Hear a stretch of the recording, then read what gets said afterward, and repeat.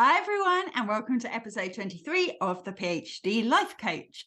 Today we are going to think about how to make decisions. Now, often when I'm chatting with my clients or listening to you guys talk on Twitter, there's just so many decisions that have to be made in academia.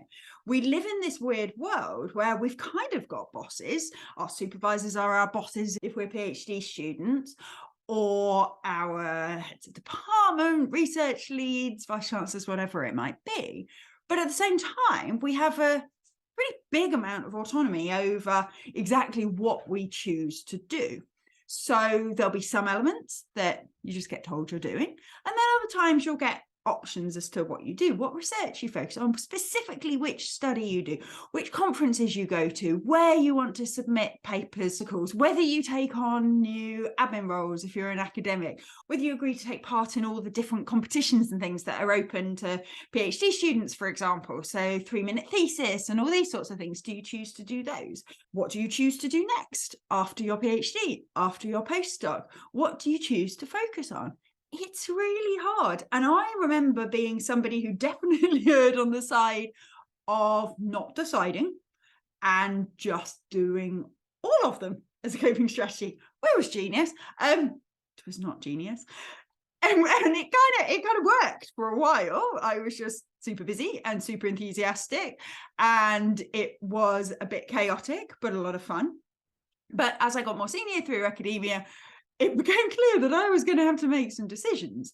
And I made decisions about switching to a teaching focused contract, for example. So until I was a senior lecturer, I was research active, published quite a lot of papers, went to conferences, all that jazz. And I decided to become teaching focused. So that was a very big decision. But even on a day-to-day basis, there's just so many. Do you agree to sit on that committee? Do you agree to be the PGR rep? Do you agree to come onto campus on certain days? There's so many decisions. There's so many decisions. So in this episode, what we're going to be thinking about, why is it a problem to have to make so many decisions? Where do these problems come from? And I've come up with one of those little 2x2 grids that I've just invented, and I really like it, and I think it will really help you guys. So I'm going to tell you about that. And then we're going to talk about how to decide, what actual steps can you go through? We often talk about, I need to think that through, but we don't really know how to think something through in a structured way. So starting out, why is making decisions a problem? Well, a whole bunch of reasons, really. It's tiring. Takes brain space, doesn't it? When you've got lots of choices happening, and even if they're good choices, even if it's fun things to pick between, it's still just a lot to think about. I'm planning a wedding at the moment, which is super exciting, and it's definitely far enough away that I haven't reached the stress stage yet, but there's so many decisions. That's really tiring, and it preoccupies your brain that really, especially as a PhD student or academic, you need for something else. Another reason is, depending on how you make your decisions, they influence your life coming up. So often, especially if you're making decisions about choosing whether to do something or not, or which thing to do, that's going to affect what you end up doing. And you might end up like me, too scattered and divided between 1,000 different things and just feel a bit all over the place and like you're dropping balls everywhere. Or if you're somebody sort of at the other end of the spectrum, where you're perhaps reluctant to take on things that no is your general sort of default answer, maybe you end up with missed opportunities and things you wish you'd done. And that leads me to another problem with decisions, which is regret. After we make these decisions, sometimes it can be painful just from the point of view that we wish we'd made a different decision. We query whether it was the right thing or not. What would it have been like if we'd chosen the other thing? What if we hadn't agreed to it? How much easier would that be? What if we had agreed to it? How much better would that be? And that sort of spiraling, that rumination can be tiring. So there's lots of difficulties when we don't know how to make decisions.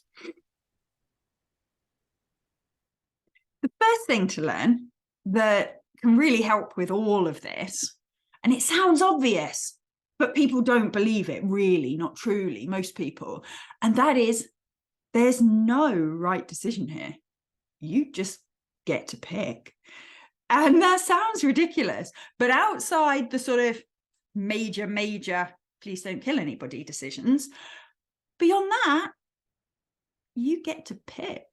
If you want to go to no conference ever in the history of your entire academic career, okay, don't go to any conferences. Figure out how you're going to have impact to make connections in some other way. That's okay. If you want to go to all the conferences, okay, let's figure out a way to pay for it. You just get to pick. And often it's this belief that there's a right decision, that if only I can figure out what the right one is, it'll be okay, that actually makes it harder to make a decision. So my first lesson for you is just recognize that you can pick. You're an adult. You get to just decide. Once we take out that pressure that there's no right or wrong, then suddenly we're in a very different place to make our decision from. My second tip is to really think about where these decisions are coming from. So where are the options coming from? And this is where I said at the beginning that I'd invented a 2x2 grid, literally just before I wrote this podcast, which is very exciting. I really like it. So, you know, those grids where you have like 2 squares by 2 squares, and you'll have seen it. I think we've talked before about Stephen Covey's urgent and important grid. So imagine a grid like that, except the column headings are who suggested these options, and your columns are you did, i.e. this was your idea, or others, i.e. this was somebody else's idea. Okay, so top, suggested, you or others. And I'll put a picture of this in the show notes. You can always find those on the phdlifecoach.com/podcast. So do go and figure that if you can't sort of see what I'm representing in your head. So we got that across the top. And then the rows are, who are you doing this for? Is it because you want to, or is it because other people want you to? Okay, so who suggested it? You or other people. And who wants it? You or other people. Now, that means we've got one quadrant, which you suggested these ideas, you want these ideas. That quadrant is called self-created. Okay, you might think you should do all of these ones. I know, as somebody with too much enthusiasm and possible ADHD, I can't do all the things in the self-created idea box. And that took me a long time to learn. But anyway, that's one quadrant, self-created. If it's suggested by others, but wanted by you, I've called that quadrant welcome advice. Again, do we do it all? Maybe, maybe not. Depends what you've got in there, but welcome advice. Then we've got a quadrant where it's suggested by you, but wanted by others. And I've called that quadrant people pleasing. Sometimes we might still do those things. Sometimes there's very good reasons why we want to do things for other people. But we recognize that we have suggested this thing and other people want us to do it. It's not because we specifically want to do it. And then my final quadrant, the suggested by others and wanted by others, is interference. And you will find yourself getting tasks in that box. So a project that your supervisor needs doing that doesn't really relate to your thesis, you're not really that fussed about it, you're not convinced it's going to add to your career, but they really want you to do it and have suggested so, and it would benefit them, that goes in the interference box. Now, there is a bit of qualitative judgment in that title, I am aware. And sometimes you might choose to do things in that box, and that's fine. And we're going to talk about how you'll decide in a second. But being aware that this is an idea that's come from somebody else and is for somebody else is a really important thing to be aware of. So I would highly recommend that when you're trying to make a decision, start out, which quadrant are we in here? Because then you're just bringing a little bit more awareness to the situation, a little bit more self-awareness, because you will know which of these boxes fills up fastest for you. Are you somebody who has lots of self-created ideas like me? Are you somebody with a massive tendency to people please and agree to things for other people all the time, offer things to other people all the time? You'll know yourself and you'll begin to recognize your patterns. So figure out where it's come from. The next thing I want to do is just take you through some steps where you get to decide. You just need to ask yourself each of these questions and then you pick. So your first job in that process is to define exactly what we're deciding. So sometimes people are like, I just don't know what to do with my life. That's not a decision. That's a ponder. That's a kind of daydreamy, stressy dream. It's not a decision. I don't know what to do with my life. You need to get this down to specific options. So you're deciding, will I do a postdoc at my university after my PhD, or apply to do a postdoc at another university, or apply for a job in industry? Preferably specifying what industry job you're thinking about. We're getting this down to much more specific decisions by actually putting some detail around exactly what we're choosing.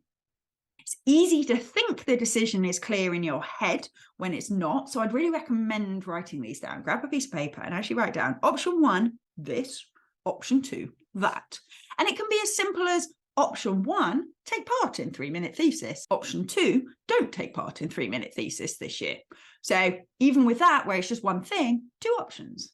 Next step, after you've defined your options, is I want you to write down at least 1 sentence, maybe 2 or 3, explaining why your life is going to be better when you've made a decision. So here we're not even thinking about what decision you're going to make. We're just reinforcing to ourselves that it's going to be so much better once we've made this decision. Because as I've said, living in that bubbly mess of, I don't know what to do, I don't know what to do, is tiring. So why will things be easier if you just decide now? Don't skip this. It doesn't feel like part of the decision-making process, but it will really reinforce why you're doing this process. And then the next step is to look at each of your options in turn and write down what would be your reasons for picking that option. Because whilst I said at the beginning, there's no right answer or wrong answer, there are reasons that you prefer to others. So what we're going to get down here is, what are your clear reasons? So let's keep going with my example here, 3-minute thesis. For those of you who aren't familiar with that, it's a competition where you have to talk about your thesis in 3 minutes. You guys probably could have worked that out, but just in case, look it up. It's quite cool. Your reasons for doing it might be learn more about public speaking, meet some interesting people, do something I can put on my CV. I'm going to do a podcast one day about why you should never do anything just for your CV, but that's a whole other story. That might be one of your reasons though. So there's a whole bunch of reasons. My supervisor wants me to. My friend is organising it and they'd like me to take part. Everybody else seems to be doing it. There's a whole lot of reasons. You write down your reasons why you do it. Now I want you to think, okay, if I wasn't going to do it, what would my reasons be? And they might be, I need to focus on my PhD. I've got a paper due that week and I don't want to put the pressure on myself.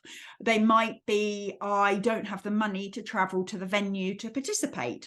They might be, I'm scared of public speaking. I don't think I'm very good at public speaking. I don't think I'm going to win, so there's no point. When you're thinking about your reasons, I want you to think back to that grid we made of the you and others and all that stuff. If it was something suggested by you and wanted by you, what are the reasons for it? And where does it stack up against other things? So in your reasons not to do it, you have to also include all the other things you want to do. A reason not to do 3-minute thesis is so that you can do FameLab and really focus on it or whatever. So if you're in that self-created box, you need to be double checking. Yes, you might really want to do it. Yes, it might be your idea, but how does it match up with all the other things that you've got on? If somebody else suggested it, but you want it, same deal. You might want to think about why you didn't think of it. Is it really welcome advice, or are you feeling pressured by those people? If it's suggested by you, but for the benefit of others, really dig down into those reasons. You want to do it because it's nice for your supervisor, but why? What are your reasons for wanting to please your supervisor, for example? What are your reasons for wanting to please your family? Do you like those reasons? Really try and dig into it a little bit. And that is particularly apparent in that 4th quadrant, in the interference, where somebody else has suggested it and it's for the benefit of somebody else. What would be your reasons for doing it? And do you really like those reasons? If your reasons for not doing it would be that someone else will be upset with you, there's a whole lot of other ways to manage that other than doing it for you. It's not our responsibility to make everybody else feel the way they want to feel. It's not possible to make everybody else feel the way that they want to feel. We get to behave in a way that we're comfortable with, that we think is ethical and fair and in line with our priorities and who we want to be. We don't get to control everybody else's responses. So if in your reasons you notice that a reason to do it will be your supervisor will be disappointed if you don't, or your mum will be disappointed if you don't, your dad will be disappointed if you don't, whatever, just be cautious around those. Why is that a reason to do it? Another thing I want you to take into account when you're making decisions is not just whether you should do this thing, but what you're going to not do if you choose it. So often when we're thinking about tasks, we think about them in isolation, or we think about careers in isolation, job choices in isolation. If I choose to do this, what am I not going to do? There's always a consequence to everything that we choose to do and everything we choose not to do.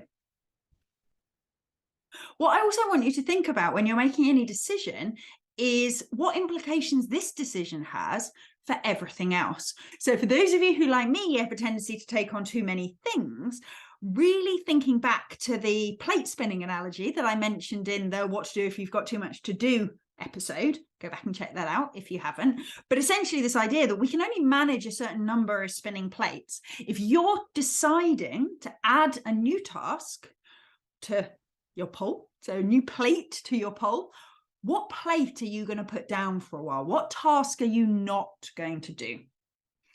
When you're thinking about this task or this role, this career, whatever you're choosing, what other implications does it have? Is there anything in your personal life that you now won't do because you're doing this thing? Is there a way it's going to impact your health? So when you're thinking through those reasons why you would or why you wouldn't do it, make sure you're not only thinking about this task, you're also thinking about those knock-on effects. If I choose to do this piece of research, what effect does that have on the length of time my PhD write-up will take, for example? And then what knock-on does that have onto my cost of living, onto when I can move, when I can take a new job, all of those things. So in that bit where you're thinking about what your reasons are, make sure you're thinking of all the kind of peripheral stuff that will need to move or not move in order to enable you to take this decision. So there's a whole variety of reasons, and none of these reasons are inherently right or wrong. But what you get to do is you get to compare them. And then the next step is you get to think, which reasons do I like best? Do I like the reasons to do it, or do I like the reasons not to do it? Which of them feels like they come from your best self? Which are in keeping with the future you that you want to be? That doesn't mean that doing it is always the right option or not doing it is always the right option, but you get to decide, in my current phase of life, in this few months that I'm in, or whatever timescale we're talking about with this decision, which is the right decision for me? Which are the right reasons for me? Which are the reasons that feel like the best me? Now, one caution. I'm going to use the example of my laundry basket for this. When I say which come from your best you, I don't mean which come from the imaginary, perfect version of you that can do everything. We don't make decisions from imaginary, perfect yous. We make decisions from the best version of you. So the reason I mentioned my laundry basket is I have quite a bad habit of leaving my clothes on the floor. My partner is super sympathetic, and I know he doesn't like it. And I always used to say, oh, if I'm going to wear them again, I'll hang them back up.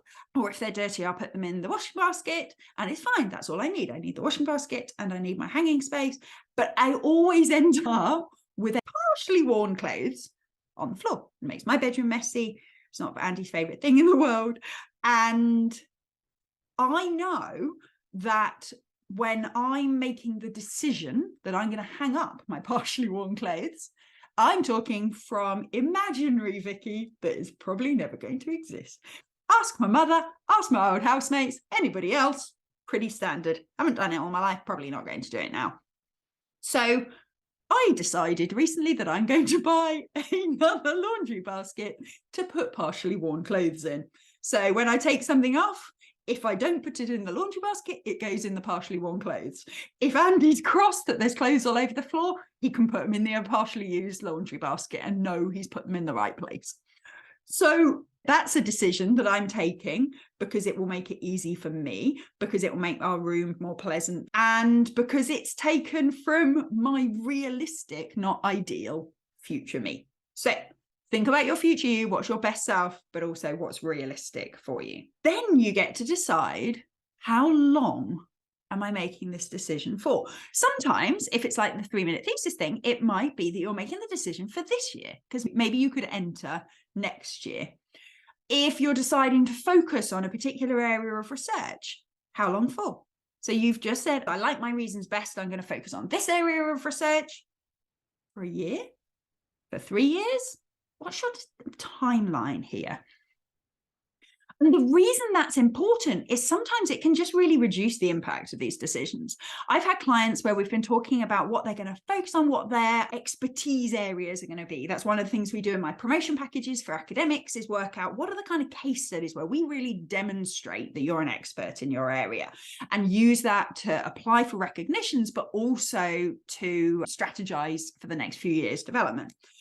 And often people think that if they decide what they're going to focus on, that's them forever. Or if they're deciding whether or not to stay in academia, that's their decision forever. If they decide to stay in academia, they're here till retirement. That's not true. There's a lot of power in going, do I want to stay in academia for the next 3 years? Yeah, I do. Cool. Let's work on that then. Excellent. 3 years, we'll reassess. We don't have to decide what we're doing forever. Let's reassess in 3 years. So decide how long you're deciding for.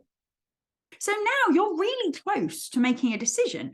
You've identified the clear options. You've decided what reasons there are for each and which reasons you like best and how long you've decided for. So now you get to pick. You just get to say, I'm doing that one.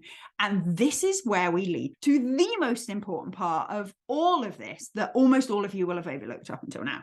I don't mean to overstate this, but it's true. This is the bit that you will all have overlooked. I had overlooked before I was taught this technique. Now is the time that you decide, and you decide that this was the right decision. Because like we said at the beginning, the pain from decisions rarely comes from the decision itself. The pain from decisions comes from how much you beat yourself up or question yourself or go back on your decision or remake your decision in the future. That's the bit that gets painful. So what we get to do is we get to decide, this is what I've decided for these reasons for this long. If my brain queries that in future, I will reassure it that I made the best decision that I could at the time, and this is what we're doing until that time. We'll reconsider at that stage. It's fine. And the joy with this is it means you don't revisit it all the time. It will still pop up in your head, obviously, but you don't like engage that. You don't have to go back through all the decisions over and over again. You just remind yourself, this is what we decided. We're doing it like this. But the other joy with it is it means you get to make this the right decision. If you decide to do 3-minute thesis all the time through it, I want you to be going, I am learning so much doing this. This is putting me out of my comfort zone, but I'm loving it. This is so much fun. I'm going to get so much out of doing this. I'm so glad I met these people, and really reinforcing that this was the best decision ever. Not spending a Sunday night going, oh my God, if I hadn't agreed to do 3-minute thesis, I'd have so much more time this week. No, this was your best decision ever. Or if you decided not to do it, when you're at home working on your laptop and you're feeling like you're productive, you can, I am so glad I didn't sign up to 3-minute thesis. It's so nice just to be able to focus on this writing. No, I'm doing it to the best of my ability. No, I've got time to do it without exhausting myself. I'm so glad I didn't put that extra burden on myself. Instead of sitting at home going, oh my God, it would have been so much fun. My friends are having so much fun. I'm missing out. I'm such a wuss. Why didn't I do it? Okay. So once you've made a decision, decide you love the decision and reinforce that in your head all the time. That is how you make good decisions. Thank you so much for listening, and good luck with all the decisions that you get to make. See you next week.